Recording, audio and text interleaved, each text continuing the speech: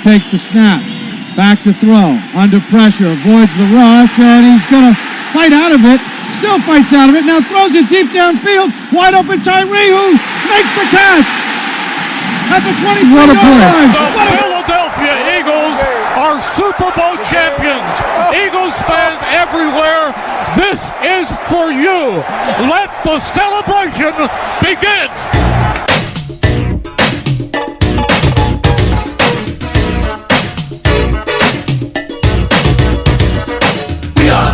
Shuffling crew, shuffling on down, do it for you. We're so bad, we know we're good. Blowing your mind like we knew we would. You know we're just. Welcome to 3 the Hard Way Sports Podcast. From 3 guys who talked sports together over lunch for over 10 years. Probably eating a Fudgy the Whale in that time.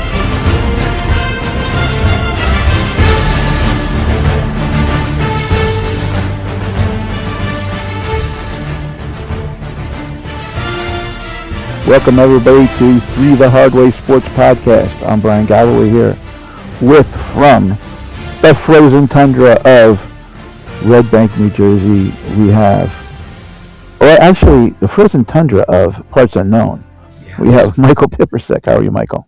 I'm doing great. It's good to be back with you guys. How is the frozen tundra there? Are you cold?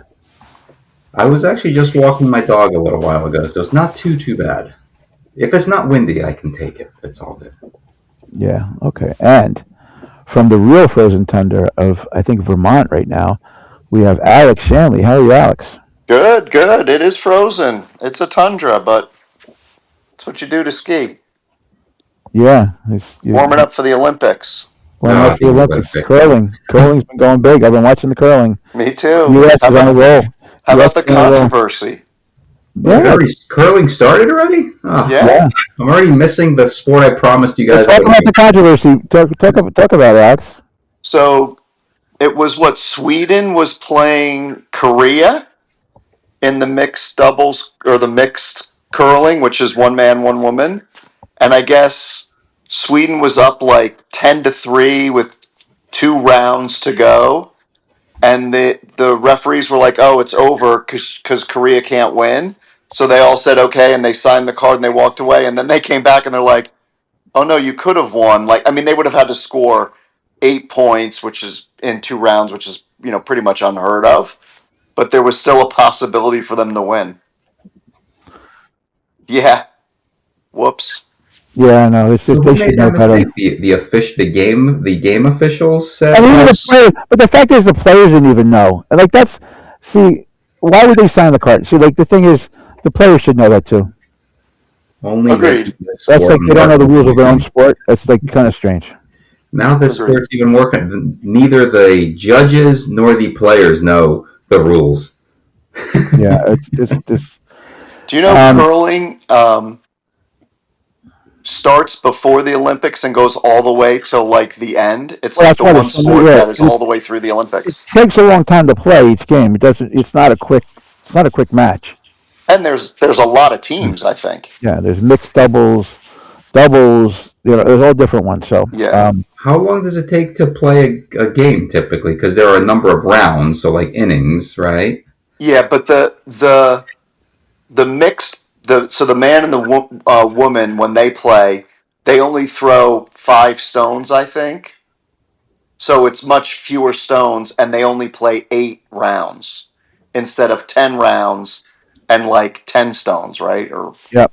Yeah. So those go much quicker, and I think they did that on purpose because they added the mixed just recently, and I think they didn't want it. They didn't have the time to actually have full matches and everything. The U.S. team is good. Yeah, they're 4-0. Yeah. So Great Britain's 4-0 as well. Yeah, I've been waking up early to watch, and I saw one repeat, but Bryan, is Chase Buttinger on the curling team? I didn't see him on that. He is? Well, I don't know. I mean, he played professional basketball, and he's a professional beach ball. He should try another. Wouldn't that be incredible? No, he didn't. So real quick, I know there's been some some people we've lost in sports. I know we just lost Mickey Lovich was a Oh, I great didn't pitcher hear for the that. Tigers. Yeah, he Oh. won 3 games and 1 World Series, which again didn't happen again until this year. He was a really good pitcher. I don't think he ever gets the notoriety that he deserved, but that guy was a really good pitcher when I was a kid. I was near the tail end of his career, but I've read about his career in some books, and he was great. So he passed away. And also, Lamont from Sanford and Son died the other day. Did you see that? Lamont died? Yeah, it's a very. I know he was a big. He was always at the Dodger games and the Laker games, so he definitely so he had some sports aspect to him. But Lamont is the last remaining member of Sanford and Son that was alive. So No, I think I heard the 2 police officers are still alive. Really? That was the Really? show. Oh yeah, okay. Yeah, they're the last 2. Okay, But they well, weren't main characters. they weren't main characters, but again, big loss. Okay, so a lot of things going on in the sport world right now. We haven't had a chance to talk about this, but very interesting. The biggest thing on let's talk about the biggest elephant in the room, the Super Bowl in National Football League, not the CFL Grey Cup. This is not the XFL championship game. This is the bigger of the events for football. This is the Super Bowl. It is this year. It's in San Francisco? Santa Clara, Santa technically. Clara, technically, yes, correct. And it has 2 teams that I don't think a lot of people had on their card at the beginning of the year, the New England Patriots and the Seattle Seahawks. But I think it's going to be a pretty cool game. It's, again, I have no real rooting interest. I do have a reason why I will root for one team, but Either does Tom Brady. Yeah, what's that about, man? yeah, I know. His teammates are coming after him. Good. I say good. That's Good weak. for him. Very weak, very weak. But there is some, because he wants to hire Clint Kubiak, who's a coach on Seattle, to coach the Raiders. So I don't think he wants to go out there and root against him and then hire him. Yeah, that's true. Yeah, I say you still. But it's still weak. I mean, come on. I think It is. It is. It is very weak. I'm not happy with that. So, but yeah. So again, so we could talk about this. No, what do you guys? Who wants to go first? Let's talk. Let's all go through round table about what you think, what your predictions are, and any other issues that you have. Well, I'll go. I think there's only one way you could root in the Super Bowl, and it's got to be for the Seahawks, because you can't root for the Patriots. Nobody could root for the Patriots. As much as I do like and respect Mike Vrabel, and I think Tennessee looks all the more foolish for getting rid of him. He had really not a lot to work with in Tennessee. I thought he did a very good job there. They fire him, and I'm thinking, well, that's a head scratcher. They bring him to New England and obviously retool the roster, and they've got a great young quarterback. So I like Mike Vrabel. Drake May is a terrific young player, but it's still the Patriots, right? It's still the team of, Deflategate and all that other stuff. Robert Kraft and Tom Brady and all that whole mess. So I can't root for the Patriots at all. And the Seahawks, I love that stadium they play in, Lumen Field. They got the 12th man, and I don't know how anybody can not root for Sam Darnold, because what a turnaround story, right? Bryan knows this all too well. Struggled with the Jets. I don't want to say he failed with the Jets, because we've always talked about how important it is to have the right coaches and the right personnel around you. So he struggled a bit, famous for getting caught on Monday Night Football against the Patriots, saying that he's seeing ghosts out there. That followed him around, really turned his career around played in San Francisco, went over there to learn a bit. He was in Minnesota, did a great job, and then the Vikings inexplicably gave up on him to turn the keys over to J.J. McCarthy. That didn't work out so well. So then Sam Darnold ends up in Seattle, and I think he's the first or second quarterback in NFL history to win 14 games in consecutive years, which is a great feat. And I was reading interviews this week with a lot of former Jets that played with Sam Darnold, and they all loved playing with him. They loved his approach to the game, his professionalism. They're all rooting for him. A lot of them were saying, hey, I thought this guy was going to be great if he had the right situation. And they're just a lot of fun to watch. They've got a great coach in Mike McDonald. I mean, they've just got a ton of talent on offense. They're a lot of fun to watch. And I mean, the defense is terrific again. It's almost reminiscent of the Legion of Boom. And both of these teams came in as long shots coming into the season, like you said, Brian. I think they were 50-1 and 60-1 respectively going into the season to get to the Super Bowl. So I do think it's going to be a fun game, but I'm hoping and expecting that the Seahawks come through, and what a great turnaround that would be for Sam Darnold. I'm with you, Mike. I mean, I think I agree. And I know everybody goes back to it, and I've been saying it all year. The Patriots have played probably the weakest schedule ever. Yes. Backup quarterbacks in the playoffs and all this stuff, but they're there, right? They got there, and that's a big thing for Vrabel, because Vrabel could never win in the playoffs in Tennessee. Right. He could never. He always got outcoached. He could never win the big game. People said, well, he didn't have a great quarterback. I mean, come on, he had like the best running back and the best receiver at the time. But I'm going to go with this. I'm going to narrow it down to one matchup: Christian Gonzalez versus Jackson Smith and Jigma. And whoever wins that, if Christian Gonzalez wins that matchup, I think the Patriots have a chance to win, because I think that will really limit the explosive play for Seattle. And I don't think Seattle needs explosive plays, because I think they can run the ball and they can throw short passes and they can be successful there. But I think if Christian Gonzalez plays well against Jackson Smith and Jigba, assuming they're lined up against each other, then I think the Patriots stand a chance. If they can't control him, Jackson Smith and Jigba, this game could get out of control. And I think, Mike, you're right. I think Seattle's defense is just so good. Shout out to Griffin Prock. This is his team. Yeah, I'm so happy for him. He actually got to go to the Super Bowl. I saw that. He's broadcasting there for Threads, which is awesome. And it being his hometown team, it's just a great thing. So I really think, and I really like their coach selection of Mike McDonald. I thought that was a great pick, and I actually wish the Giants could have gotten him, but I think they have a great coach, great defensive mind. They're Clint Kubiak's running the offense very, very well. He will soon be the Raiders coach once this game's over. But this year, like you said, it's Sam Darnold. Redemption. Every Jet fan is crawling under their bed. They're not going to watch the game because it's the Patriots or Sam Darnold, right? And that's the way that I see it. I really think that the matchup's going to come down to, if Jackson Smith and Jigba has a big game, it's going to be a blowout. If he doesn't have a big game, it's going to be closer. I still favor Seattle to win, just because I think they control the ball and they can play defense. And I really think they can expose Drake May. Drake May bailed out the Patriots with a couple runs, but he almost threw those games away. And he had to have those runs because he couldn't make passes in the wind at Denver. That won't be a problem. And really, when you look at that game, if Denver doesn't fumble the ball and if they kick a field goal, they probably win that game. I know. Just terribly coached. Yeah. And, I realize you're going in with a backup quarterback, but they asked a lot of Stidham in that game, I think, that they shouldn't have. And he did well in the first series, but after that, it was the Patriots keyed on him. So that's my prediction. I think it's close if they stop Jackson Smith and Jigma. If they don't, I think it's going to be a rout by Seattle. Ooh, a rout. Okay.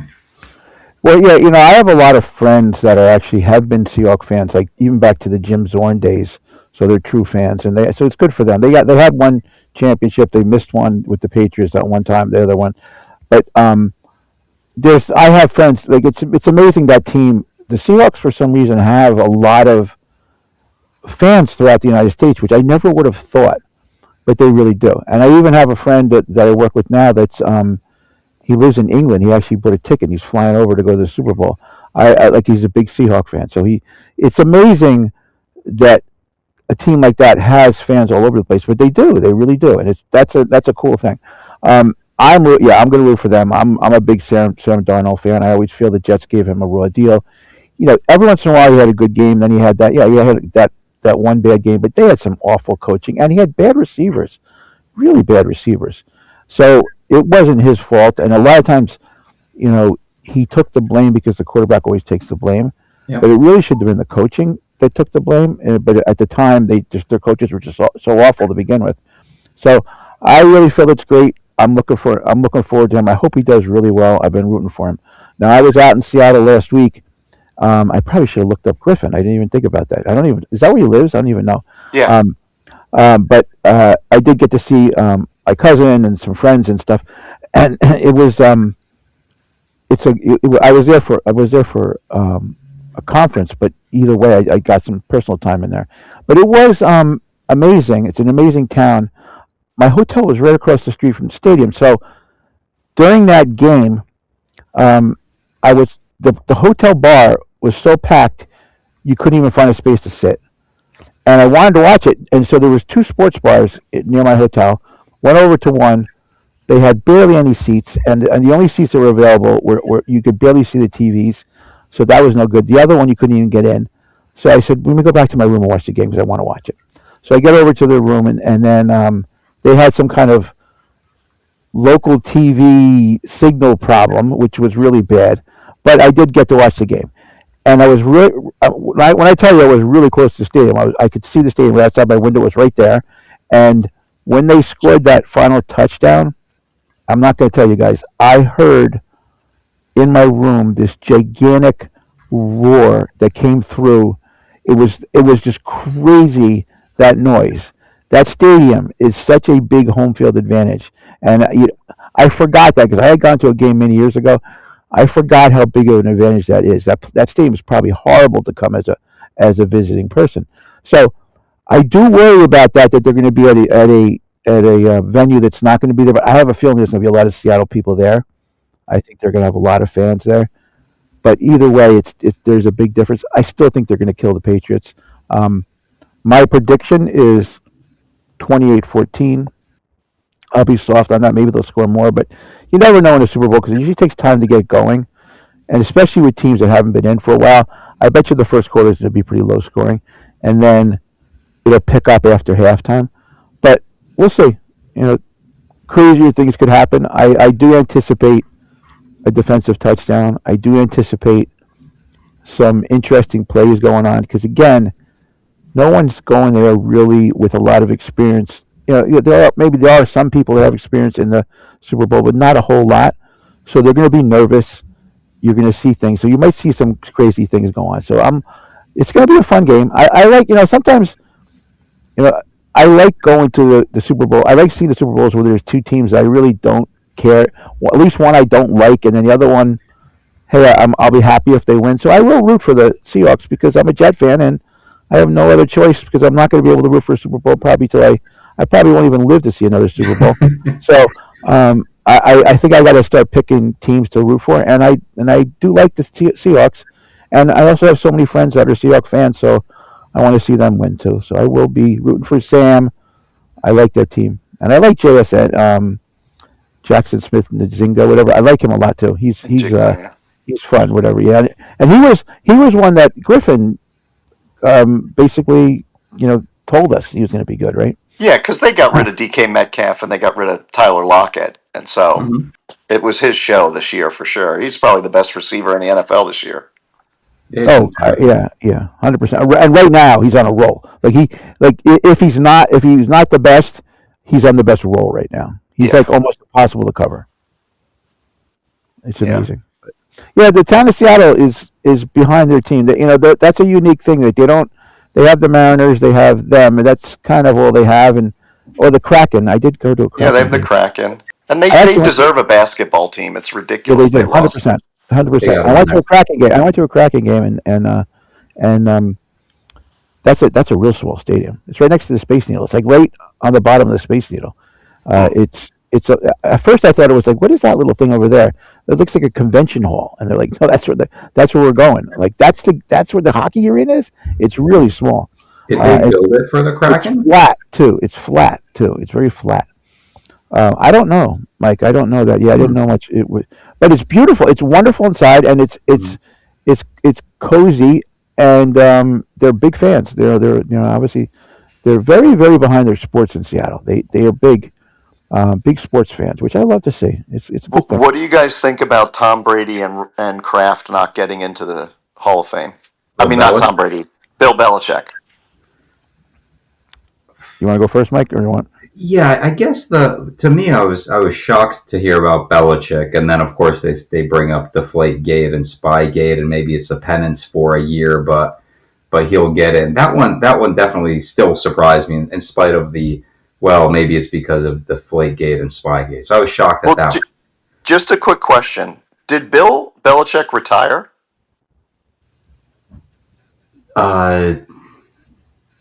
No, Has it he been didn't. 5 years? Why is he up for the Hall of Fame? He didn't. He didn't formally say he retired. Like, he didn't leave the NFL and say I'm retiring from coaching, because remember he was waiting. He interviewed with the Falcons. Yeah. So I don't know. That's a really good point.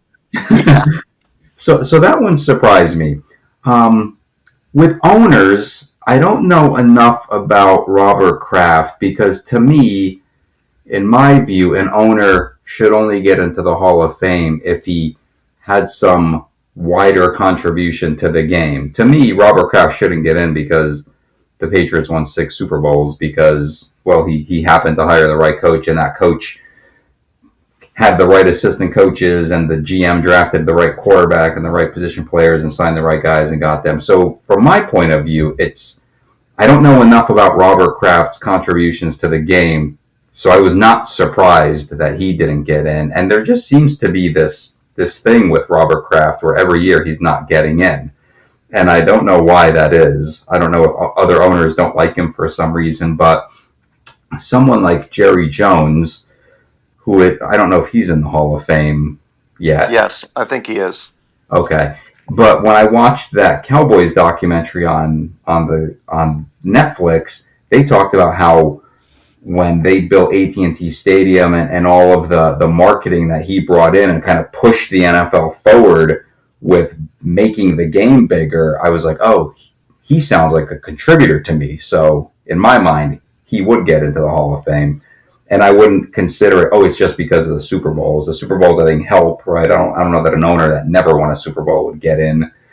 But to me, the owners getting in is more about contributions to the game. And I don't know if Robert Kraft has those types of contributions, and if so, what they are.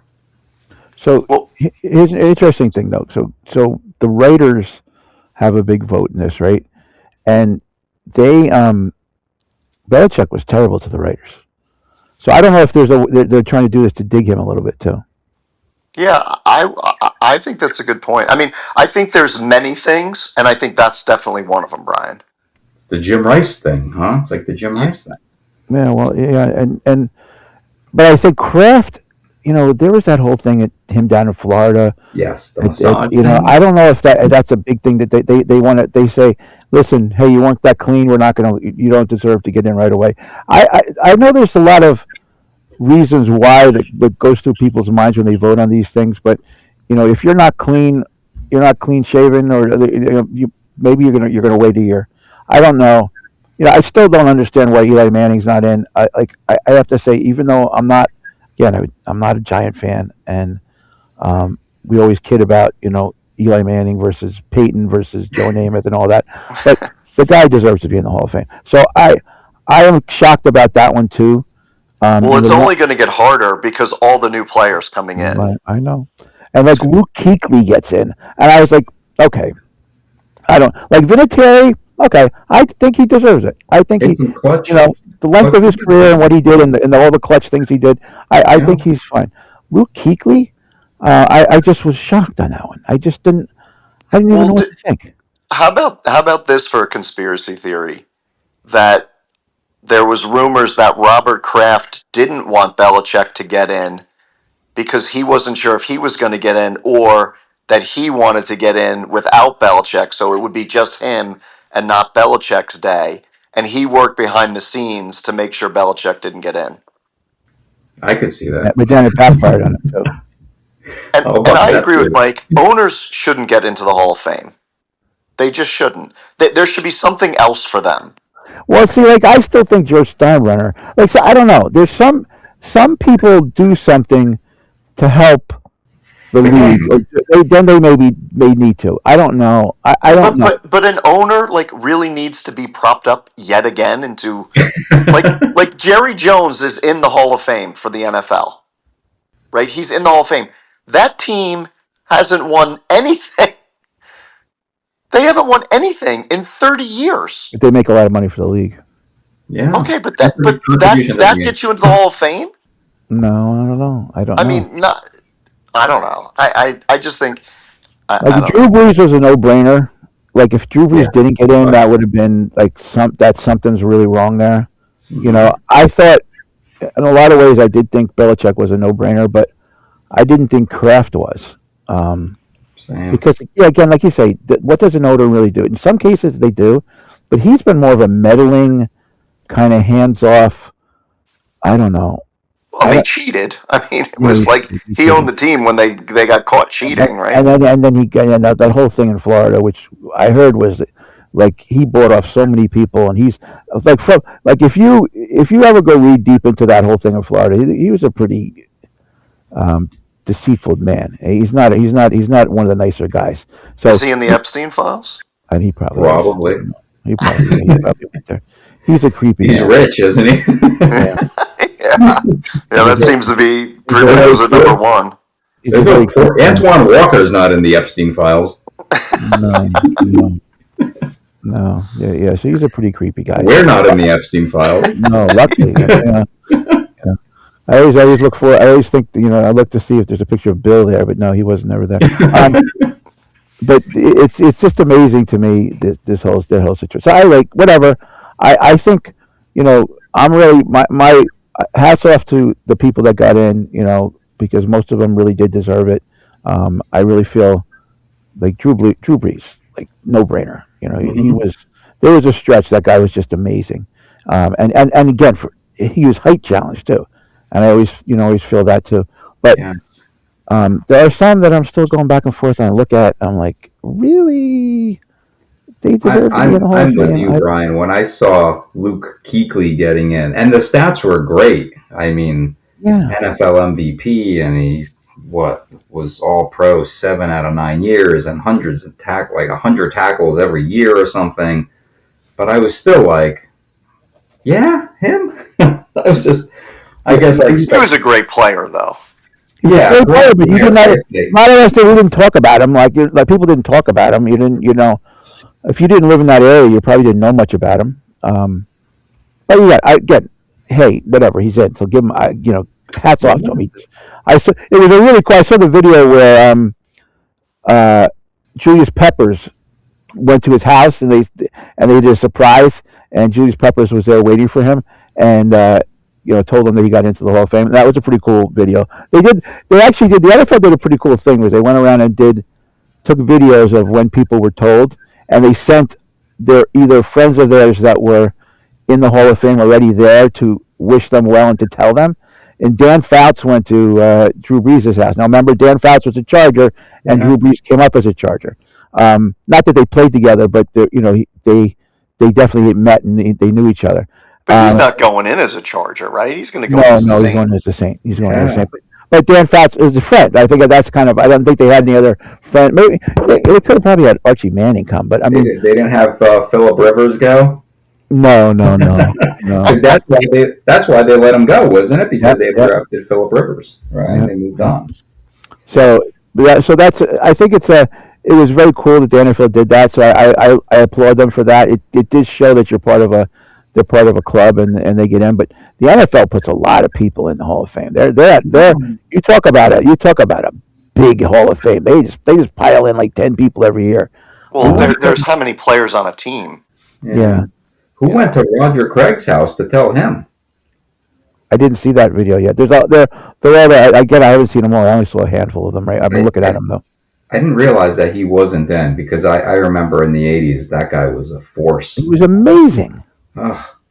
And I think they said that 1,000 yards rushing and receiving in the same season, I think it's just him and Christian McCaffrey that have accomplished that feat. Which there's one other guy. I think there's one other guy. I got to go back and think about this now. I was like, wow, that was incredible. Like if that's the case, that means that it's been 35, 40 years or something, and only one other guy has done that. And I'm like, and the guy just got into the Hall of Fame. That's wow. Terry Metcalf. I'm trying to. I got to go back and think. But anyway, no, amazing. Roger Craig was amazing. He was again, everybody has a different view of who deserved what for the Hall of Fame, and it is, I could never tell you how an offensive lineman should get in the Hall of Fame because you never really know what these guys do. We don't see that as much. They focus on the running backs and wide receivers and quarterbacks, defensive linemen maybe, but the other stuff we don't really see as much. So we don't know what's going on those lines. So I don't know. What are the stats for an offensive lineman? Quarterbacks not being sacked or the running backs getting a lot of yards. I mean, that could be too. Yeah. But hey, Marshall Faulk also went for 1,000 yards rushing and receiving this season. So 3 guys have done it. I thought Terry Metcalf did. Okay, maybe I'm wrong.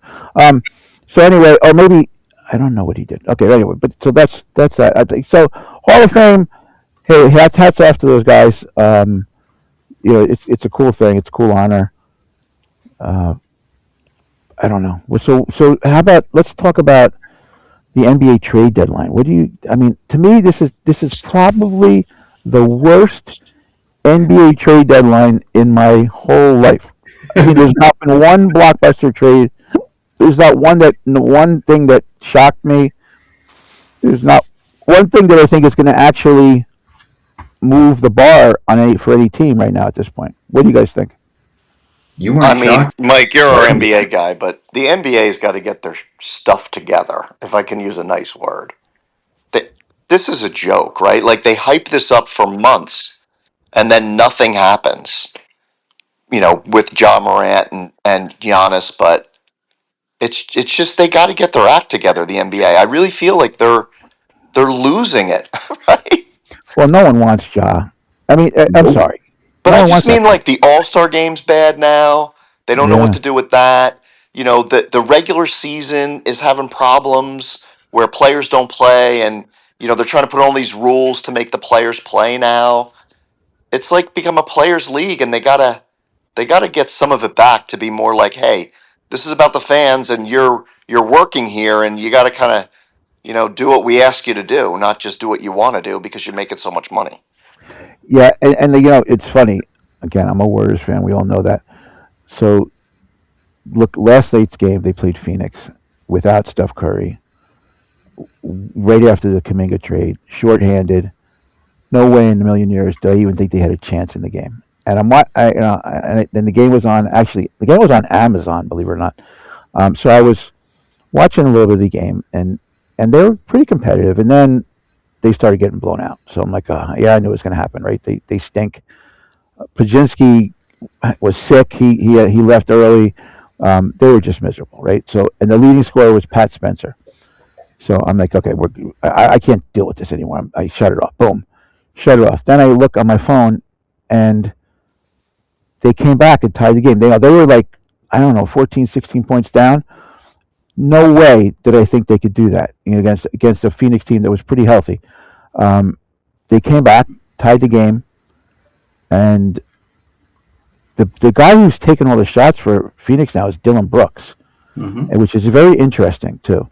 So the Warriors took the lead. They stole the ball, went down, took the lead. Actually, Santos, which another guy, I don't even know why he's in the league, but he stole the ball from somebody, went down, got a layup. The Warriors up 2. So now Brooks has the ball with 15 seconds left. He has a chance. He's dribbling, like to the point where 2 different Warriors took turns guarding him. Runs out the clock, takes a 3-point shot, misses by a mile. Then the Warriors get the rebound, and they go back and score another layup, and then the game's over. There's no way in a million years the Warriors should have won that game. And it really, something's wrong. Like, what is going on that team... Now, again, I'm a Warriors fan. I love that they won that game. It's great to win without Curry. But there's no way they should have even been in the game. The lineup that they put out there, people are getting hurt. There was people sitting there. They were Pat Spencer had 20 points. It's crazy. So I'm with you on this. I'm an NBA fan too, just like Mike. I love the NBA. Something's wrong here. I don't know what it is. I don't know what it is, but there's no way in a million years the Warriors should have won that game. I'm glad they did. Don't get me wrong, but it really looks fishy to me. It seems really Well, weird. Brian, I can even one up you because the Celtics had a similar situation the other night. They went into Houston to play the Rockets, who are very good. Yeah, And the Celtics starting five was Baylor Shireman, Ron Harper Jr., Derek White, Neemias Queta, and Luca Garza. And the Celtics won by 21. yeah. Yeah, it's Jalen Brown crazy. didn't Jalen Brown didn't play. Luca Garza goes for 19. Ron Harper has 11. Baylor Shireman scores 15. Neemias Queta has 10 and 19. And Peyton Pritchard does his thing, right? He scores 27 off the bench.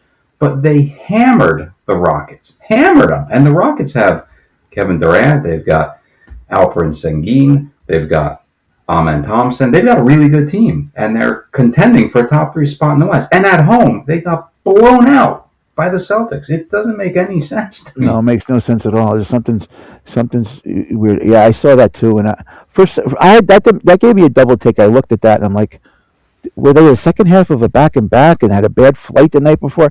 Like I always look at that and see because one thing about the NBA, you do have that problem is their scheduling is really bad. They do a miserable job with the scheduling. I know the Warriors had like 5 games in a row one time this year, which I don't understand how they have that.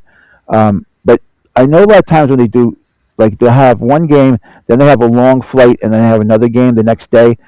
A lot of times they do tend to sit people, or those guys are jet lagged. But these guys were the Rockets were home, so there's no excuse on this one. And They were home. they were off the night before. The Yeah, Celtics had played yeah, the night before in Dallas and won. So yeah. I'm this guys. This is it's pretty amazing to me the stuff I see going on, and then the trade deadline, nothing really happens.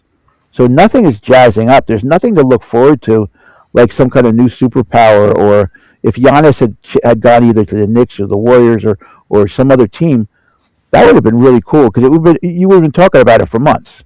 but Yeah, wait, Like but When Luca was traded last year, that was massive. fodder for months, right? but again, like that's sketchy, right? Like you traded Luca to where? The Lakers? Yep. Like, it's like you tell me the league's not meddling in that and saying, hey, let's get Luca out of Dallas here. Let's get him into a major market. That's what It Dwayne just Wade seems said. very strange. Dwayne Wade said that trade was orchestrated by the NBA. And I Yeah, believe it. Because yeah, who would everybody was shocked at that trade. And then a few months later, well, actually, within a couple of weeks, Anthony Davis is injured, misses a bunch of games like always. Then this season starts. Kyrie's out. Anthony Davis played, I don't know how many games he played, 12 games. The fans are still angry at Nico Harrison. They fire Oh, he got him. fired. He got fired. Yeah. And then the Mavericks go and they blow up the whole thing. So they traded Luka Doncic to get Anthony Davis, who then they shipped to Washington. So they basically traded Luka Doncic to get Chris Middleton when the dust has settled. Old, broken down Chris Middleton too. Yes, not the good Chris Middleton that won an NBA Yeah. championship. And so now Dallas is in. But then to Alex's point about hey something fishy's going on here. Then by some amazing miracle, the Mavericks with a 1.8% chance of winning the lottery right. happened to win the lottery in the season that the best college player since Kevin Durant is coming out of school. And the Mavericks get that. So it's almost like, listen, we're going to move Luka Doncic over to the Lakers, but don't worry, we'll take care of you. And oh, lo and behold, Cooper Flag lands there. And Cooper Flag's terrific. He's a Yeah. terrific player. But if you just look at it like the old 1,000 foot down, right? Like, and you just look at it like a product, right? Like I'm watching an NBA game, it's a product. The product is getting worse and worse, right? Yeah. Because LeBron's dictating what he wants to do and saying, "Oh, get me these players, and we're going to be better."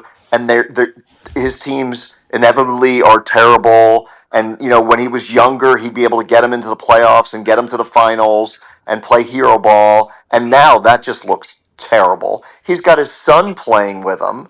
Like, what is that? It needs a new commissioner, I think. And it needs somebody that's going to come in with a little bit more of an iron fist to be like, hey guys, look, the product's bad. I mean, I realize they're making lots of money, but they're doing it in China and all these countries that they go to in the off season and to grow the game and all that stuff. And I just think is it turning into hockey where it just becomes these rabid fans are the ones that goes to the game Well, and this is the other thing. Yes, and Alex, you're really segueing into what I want to say. So here's the other thing. They don't protect their players. There's another thing. You're going to see. I've been watching lately, and the officiating is just miserable. yeah, Miserable. Like again, I'm going to say this because it's at my heart. Steph Curry gets slaughtered every week, every game. Now again, he's double teamed because they have no one else, right? But he's getting hit, and Dylan Brooks goes out. Like Dylan Brooks is a great example. He goes out of his way to hurt people. Now he is, we talk about Draymond, and Draymond is Draymond. Dylan Brooks is like another level. He actually goes and he tells people that he's purposely trying to hurt people, and the league does nothing about it. He's like supposedly right now he's like the star of the Suns, which another thing that amazes me. But he is, and it's not. He does it to LeBron. He does it to Curry. He does it to uh, SGA. He's trying to hurt people, and that's all we need him to do is take somebody out, and then the league's going to wonder what's going on. You got to protect, especially in a situation like this. People want to go see again. Look at the other day at the Garden, LeBron supposedly last game there was packed, right? And his tickets were thousands of dollars. there are always thousands of Yeah, dollars. people want to see stars, right? And you pay to see stars. You don't pay to see the Luca Garzas of the world, even though he's a darn good player. He's a darn good player. No, he's better than I thought he was going to be. But they pay to see the stars, and I look forward. I watch TV to see the stars. I don't turn on the Warriors to watch Pajensky. I watch or Pat Spencer. No, I love Pat Spencer. You got to love the guy. He's got a heart of gold, and he's trying his best. He scored 20 points, and he ran the offense very well yesterday. And he actually stood up to Brooks, which I don't. Brooks has But ultimately, Brian, the game has changed, right? It's almost I would almost like go against that. Like, yeah, I want to see the stars, but I want to see good basketball. yes, I don't want to see non-defense at 120 to 118. yes, I yes, don't want to see, LeBron stepping over the half court line and shooting a shot that he airballs. yeah. I No. mean, it's like, what's happening? Like the coach can't grab him and be like, "You're sitting on the bench. What are you doing?" Well, you can't because he's not coachable. Like that's I another know, thing. There's those but nonsense. that isn't that like all the stars in the league? Like, like no coach is going to grab. Steve Kerr's going to grab Steph Curry. I don't think that's in his DNA, but he's not going to grab and be like, "Dude, what are you doing? Sit down." They're not going to do it. Yeah. Nope. In anything.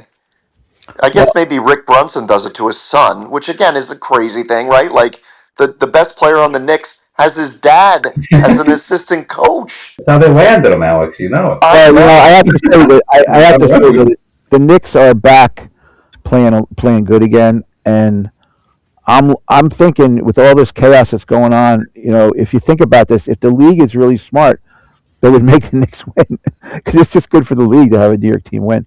Yeah. But maybe that'll be in their favor this year. I think they're going to. But when the playoffs come and if Brunson doesn't get calls and then we'll start complaining, this is what's going to happen. You know that. It's just that happens every year in the playoffs.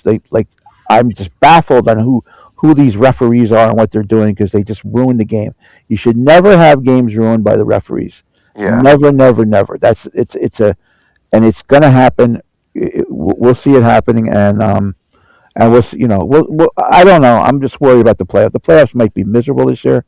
I don't even know who I think is going to win the championship. I don't even, yes, I think Oklahoma City is the best team, but every time they play San Antonio, they lose.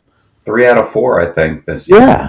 I mean, So in a 7-game series, they might lose that one. They don't want to play San Antonio in the first round.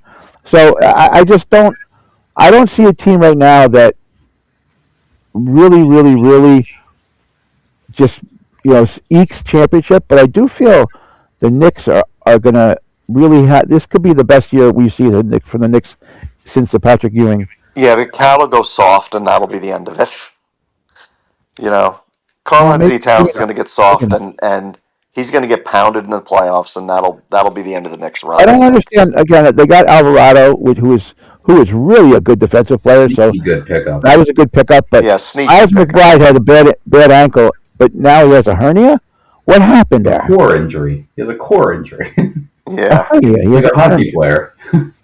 I bet you that was just something that he had, and now it's just gotten worse or something, or I don't know, or that's what it originally was. Is he out for the whole year? What's that? He might be back for the playoffs, I heard. Yeah. Holy moly! Yeah. No, they need him. I don't think, he may be my favorite Nick. I like him a lot, but I don't think they need him. With in the the players that they picked up, Landry Shamet and Alvarado and Clarkson, they have what they need to replace Deuce. Shamet's always been a very smart basketball player, and I always found it to be like, why does he get tossed around the league so often? Because he's not dynamic, but he's a smart player. He knows the game very well. Yeah. Well, it's like Christian Porzingis now, Brian, right? Like, oh, you stop! I don't want him. I don't want him. He just got passed around the league. He's like the throw-in on every trade now. Yeah, I know. I just the Warriors just had to get rid of Kuminga. I know, and now they get him. I don't want Porzingis, but we got him now, so we got to deal with it. I read, Brian, that the Warriors medical staff signed off on the trade because they feel like he's close. Apparently, it's that illness he has. It's still lingering. Yeah. But they think he's close, and I think if he's physically healthy, he's a good player. He'll help. He gives you rim protection. He stretches the defense. Yeah, he just can't be the man. No, and he doesn't have to be. Yeah. Like he was a great, second. He did a great job on the Celtics. Well, again, last night Melton was amazing down the stretch. I really am liking this guy. He's still getting himself back to health. He's not 100%, but I'm really liking him. Like if there's any pickup that they did do this year that I thought that was they re-signed him. I really like him a lot, but I just don't think the Warriors bench is made up for the playoffs. I just don't. I can't because Curry and Draymond are going to get tired. Yeah, age is going to be and Butler's not there, so Father Time don't lose.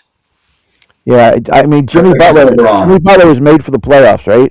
Yeah. That's where he stars. That's where he shines, and he's not going to be there. So that's the problem. They're not going to do anything. So Do either of you think that the James Harden deal moved the needle for Cleveland? No. I thought it moved it the wrong way. Yeah, the wrong way. I don't like that trade at all for them. Yeah. I mean, he's a quitter. He's not a winner. He's selfish. Guard anybody. Yeah, look at all the teams. Every team he goes to, after he wants to, he forces a trade. He goes there, doesn't like it, and forces a trade to another team. Give me a team that when the ball lands in one person's hands, the game stops, that team is good.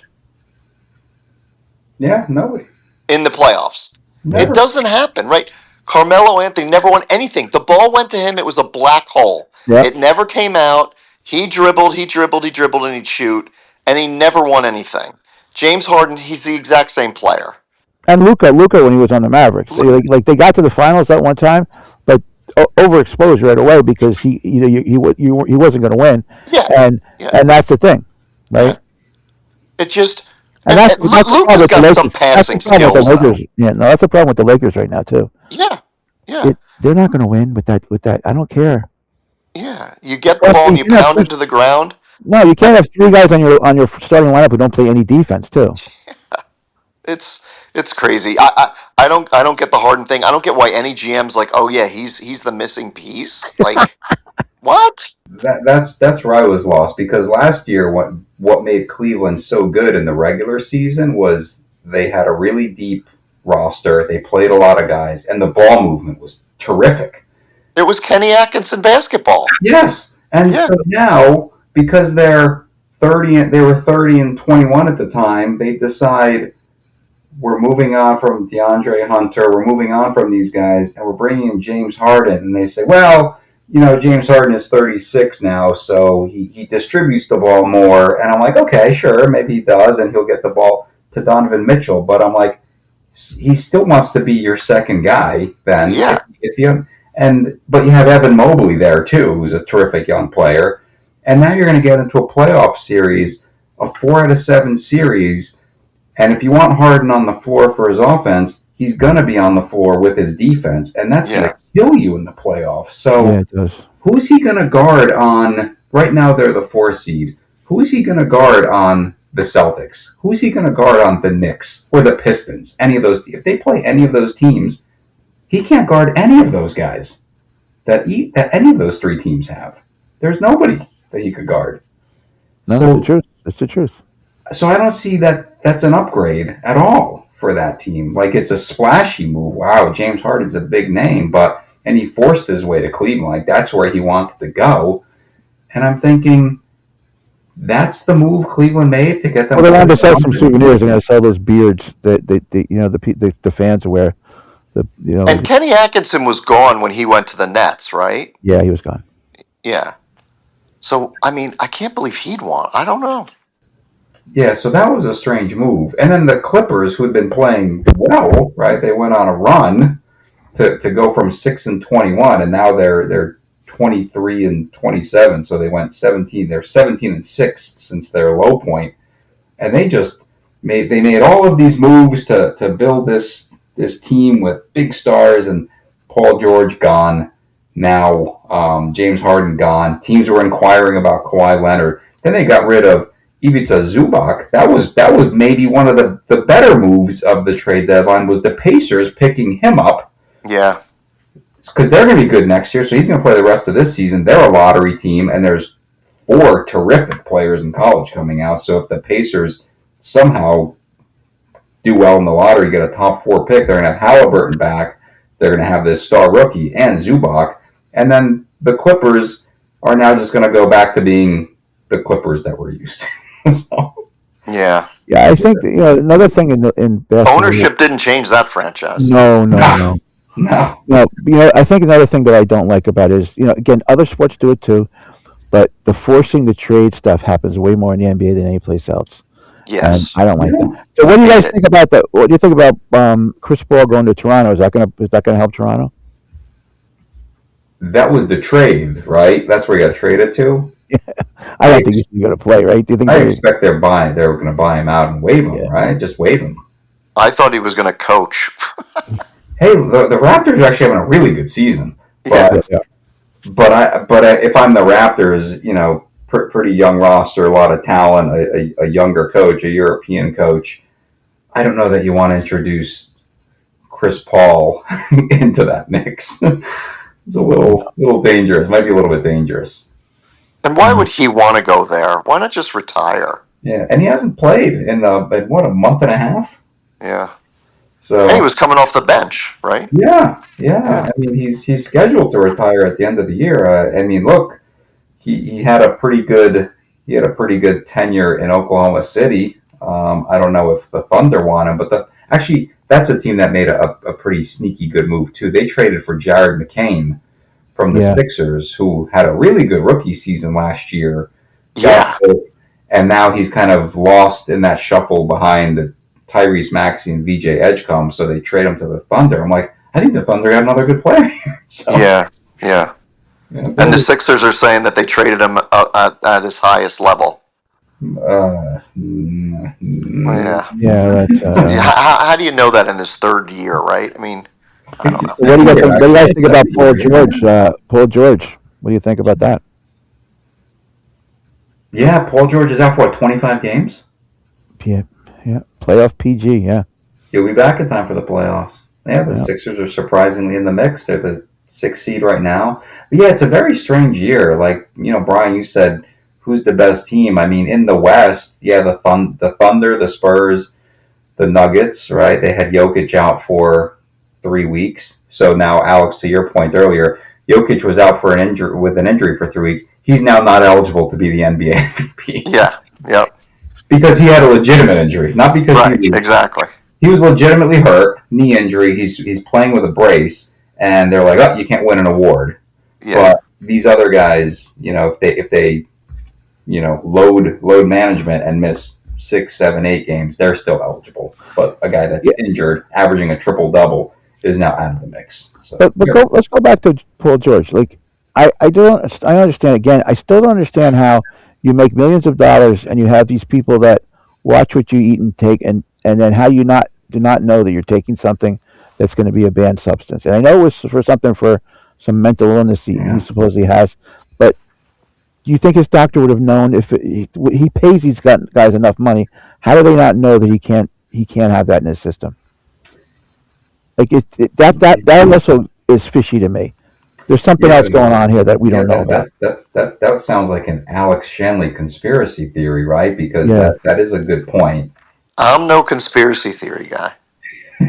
Especially if you're dealing with a mental health issue, right? So you know that there may be medication involved. I would expect, like you said, Brian, that Paul George would say, if a doctor gives him something, hey, I'm not taking that. I need to clear this, make sure, get an approval, whatever the case may be. So let the league know I'm taking it.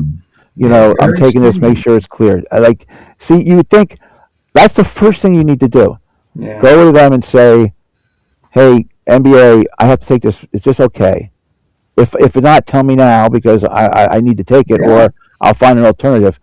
So then I'm thinking, was there something else going on and they're covering it up? This is why I'm trying to figure. Well, in this day and age, Brian, it could be, right? Maybe there's a gambling thing somehow, somewhere identified, and they said, oh, he's a star player, right? The players that have been taken down by this gambling thing, Terry Rozier, an okay player, Michael Porter Jr.'s brother, a G League player. There's not been a marquee player involved. I don't know. Could it be that they are covering something up and saying, oh, it's a mental health thing. Hey, Paul George, make this quote, and we'll kind of... Well, going back to what Alex said about the league really needs something. It needs something, a scandal, a betting scandal, like at a higher level than Terry Rozier and could rock them. Oh, and the refs. Oh gosh, the refs. I mean, but wasn't that one ref suspended for? Yeah. Yeah, I mean, it's crazy. But again, this is the transparency, right? Like, a strong league commissioner would come out and say, this is why he got suspended, instead of being like, oh yeah, I took something I shouldn't have taken, I accept it. What does that mean? Like, no, it does. This is again Emmanuel Classe, whatever that guy's name is. Yep. They just found out that it wasn't just a couple innings; it was 250 games. Yeah, 48 games. Yeah, so that means that there's more to this, guys. There's other people involved. Do you think AI figured that out? Like, do you think they ran AI against the video to see if they could say they could have gambling spiked at these points, and he was throwing pitches like this at these points? It has to be. Yeah, I don't know how else. Or somebody watching all that video. He didn't need the money. He was the highest paid relief pitcher. He was the best relief pitcher at that time. Yeah, but gamblers aren't about money. No. I was just looking at the fantasy rankings, because baseball is coming soon, and my draft is going to be in a month. And I look, he's always like number one on relievers, and I look, he's not even listed because he's not going to play, right? Yeah. And you think about this, he was the number one ranked reliever for like 4 years in a row. The guy was amazing. The guy is for fantasy. He couldn't beat the Yankees. Yeah, could never close out the Yankees. Yeah. But he was an amazing player, making millions of dollars. Didn't need any to make money off of betting, but he decided to do it. Now, again, did somebody have something against one of his family members and he did it? I don't know. But this is crazy. It's crazy how these guys, are they that greedy? Are they that greedy that they have to do these kind of things? Or is it a disease? And gambling is a disease, but you're gambling on yourself. You're trying to cheat the system. I don't know. I don't know, guys. My the sports world to me has taken a big hit lately. Yeah. Well, I, gambling is just interwoven in everything now, and you just live with the consequences because the money's so big. That's what the leagues are basically saying. The money's too much, the money's too big. We're gonna live with it. yeah, I know. You know, I hope the Olympics aren't like that. But you don't Yeah, know, dude. man. The Olympics are pure. yeah. I hope. Did you Alex, hear about? you said in our text exchange, right? It's the NBA needs David Stern back. I Yeah, mean, yeah, just a strong armed commissioner. yeah. Did you No, hear about the scandal in the ski jumpers? no. What happened now? You didn't see this? No, I This is didn't. not a joke. It's called Penis Gate. They're injecting their penises with something. Why? Hydrochloric acid or something? Because it helps them jump further. It makes them more aerodynamic. How much further can it make you jump that you're doing that to yourself? Dude, Google it. You're going to get a kick out of it. I don't think I want to. I don't think I want to. Oh my! I don't think I want. They I inject really don't. themselves there, Yes, that's what they're insinuating.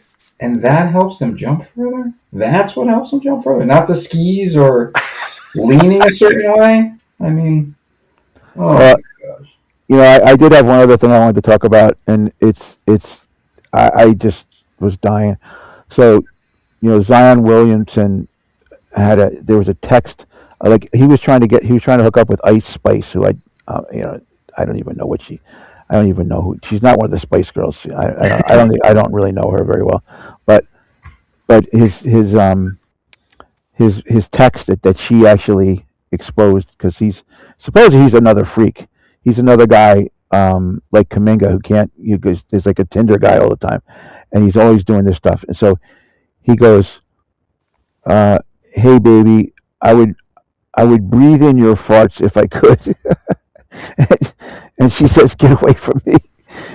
You're an NBA player doing this." And he goes, "I can't help myself." Da, da, da. He starts going to this thing, and Well, didn't he have yeah, something a few years he goes, ago? he goes, "I'm a big guy. I'm really big. You need some dark chocolate, baby. I'm like SpongeBob." and like I'm like, what? Like, don't these? What does the NBA do when they see these kind of things? They say, "Hey, Zion, would you stop doing this stuff? Don't you know that you have to protect yourself in social media? Don't you know how you like?" I just, But didn't he have something with like OnlyFans girls or yeah, yeah, something? yep, Yeah, yep, yep. yeah. Yep, he's got a lot of other problems, and um, it's just crazy. I nuts, and so AAU did it to him. I, I, so I and just I just looked it up, and they have the exchange. Oh my goodness! yeah, I don't even want to hear it. and You so don't. I'm not the gonna other read it. It's yeah, the awful. other big thing is Cam Thomas.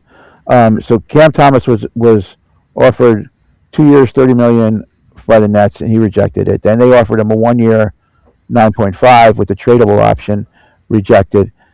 And then he ended up taking a $6 million no Yeah. trade clause for 1 year, and then they waived him. Yep. It's a great opportunity for him to go somewhere. Some contender's going to sign him. I mean, he's averaging Another guy what, plays 15 he a plays game no or something. defense. He Yeah, plays no defense. Yeah, Yeah, but on a bad team. yeah. You But know? some bench points. Give you some bench points. Yeah.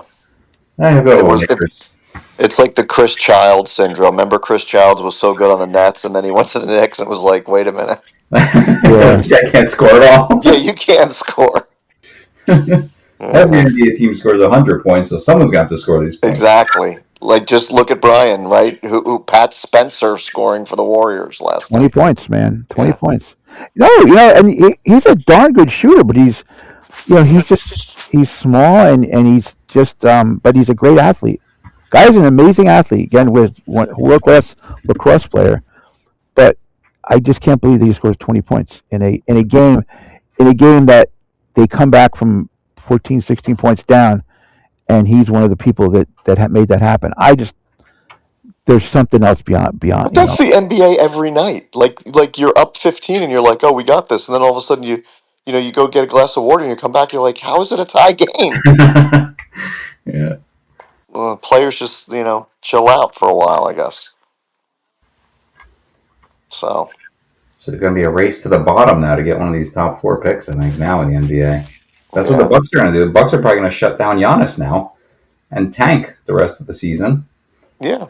The Nets have been tanking all year.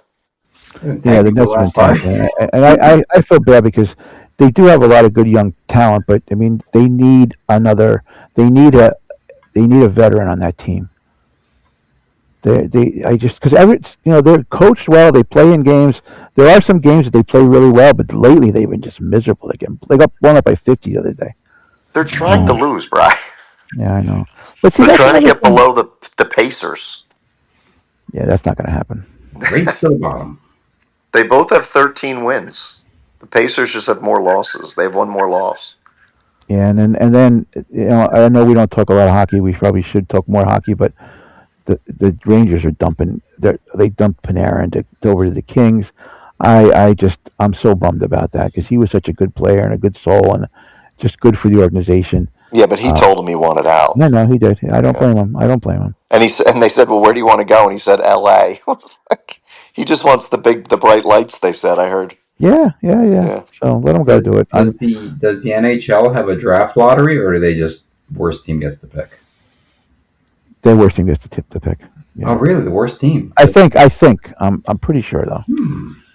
Because maybe the Rangers are just trying to tank to get into the Gavin McKenna sweepstakes. Well, they got they did get the Kings' first round pick from 2 years ago in the trade. Well, there's a lottery. He's been ripping up the minor league. They had no space for him on the team, so it could be a good trade, but we won't see that for a while. Well, no, they have a lottery, Bryan. Yeah, they do have a lottery. Oh, they do have a lottery? Yeah. That tells you how the lottery determines the order of the first 2 picks. Only the first 2. That's it? Yeah. And then everything else is based on standings? Only non-playoff teams are eligible. I found Worst team does not automatically get the number 1 pick. But I guess at the beginning of the season, I thought the Rangers were playoff contenders. I really did. And that's another thing. It's like they just fell apart. Yeah, I mean, they brought in a new coach and they were going to run it back, but they're miserable. So yeah. Anyway. Okay, guys. All right. Anything else? So we'll see. Again, Super Bowl. We're pretty much all rooting for the Seahawks.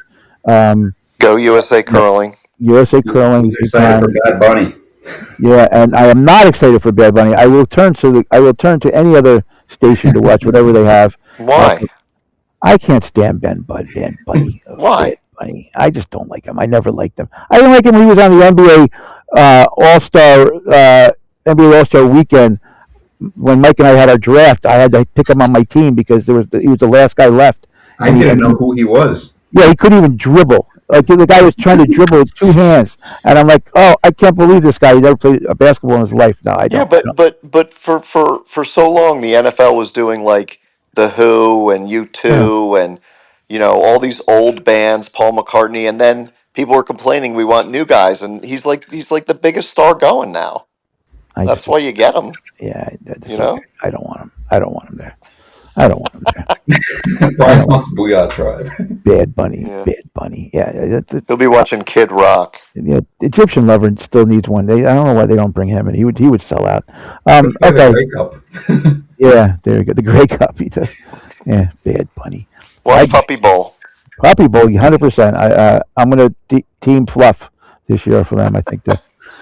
Okay. Wonderful episode. This was a good episode. We had a lot of good discussion here. Mike, are you doing any signings next week?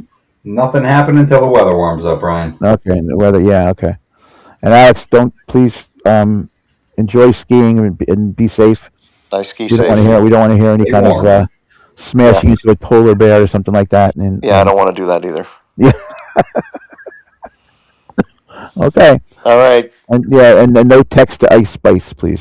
Yes. Both of you. Okay. Have a wonderful week. Good night. Take care. Bye.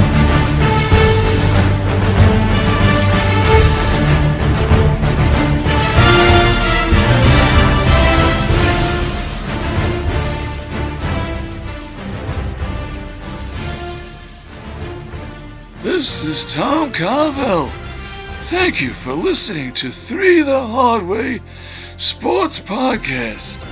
Remember to get a Fudgy the Whale or Cookie Puss for the next time you're sitting down to watch the big game.